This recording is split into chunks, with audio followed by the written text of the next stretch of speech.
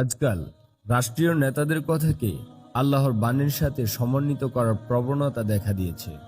তাদের কথাকে কোরআনের সাথে সমন্বয় করার উদাহরণ হলো বর্ণিত ঘটনার মতো। এক গ্রামে এক খালাসি বাস করত।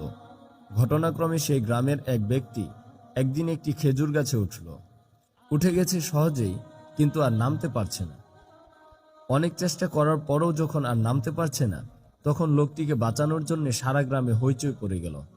গ্রামের সবাই এসে গাছের নিচে ভিড় করল, কিন্তু কারো মাথায় কোনো বুদ্ধি আসছে না কি করে লোকটিকে নামানো যায়। চিন্তা ভাবনা করে অবশেষে সেই খালাসিকে ডাকা হলো।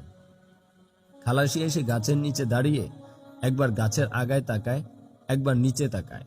ভেবেচিন্তে শেষে বলল, দড়ি আনো। দড়ি আনা হলো। সে বলল, দড়ির আগায় গিরা দিয়ে ফাঁস তৈরি করো। তাই করা হলো। এবার বলল, দড়িটা সজোরে গাছের আগায় নিক্ষেপ করো। গাছের আগায় লোকটিকে বলল, এই দড়িটা ধরে নিয়ে দড়ির ফাঁস তোমার কোমরে পড়ে নাও। তখন গাছের নিচে জমা হওয়া গ্রামবাসী সবাইকে বলল, দড়ির এই প্রান্ত ধরে সজোরে হ্যাচকা টান দাও। সবাই মিলে হ্যাচকা টান দেওয়ার সাথে সাথে লোকটি গাছের আগা থেকে নিমিষে নিচে এসে পড়ল। হাড্ডি ভেঙে চুরমার হয়ে গেল। ভুঁড়ি বাহির হয়ে দূরে গিয়ে ছিটকে পড়ল। জীবনটাই শেষ হয়ে গেল। লোকেরা খালাসিকে জিজ্ঞাসা করল, এটা তোমার কেমন পদ্ধতি ছিল? এ দেখি মারা গেছে। খালাসি বলল, মারা গেছে তা আমি কি করব?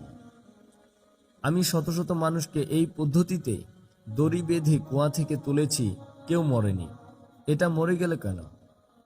ওর তাকদিরে ছিল তাই মরেছে। সুতরাং এই খালাসি যেভাবে কুয়ার সাথে খেজুর গাছকে কেয়াস করেছে, ঠিক তেমনি নেতাদের প্রয়োজন মেটাবার জন্যে কোরআনের আয়াতের অপব্যাখ্যা দেওয়া হয়। খাদ্যের অভাবে জন্ম নিয়ন্ত্রণ, বিয়েতে বয়সের সীমা নির্ধারণ, ফারায়েজে নিয়মের রদবদল, তালাক ও খোরপোশের মাসআলায় রদবদল ইত্যাদি কোরআনের প্রতি শ্রদ্ধার অভাব থাকার পরিচয়। আল্লাহ তাআলা আমাদের সকলকে হেদায়েত দান করুন।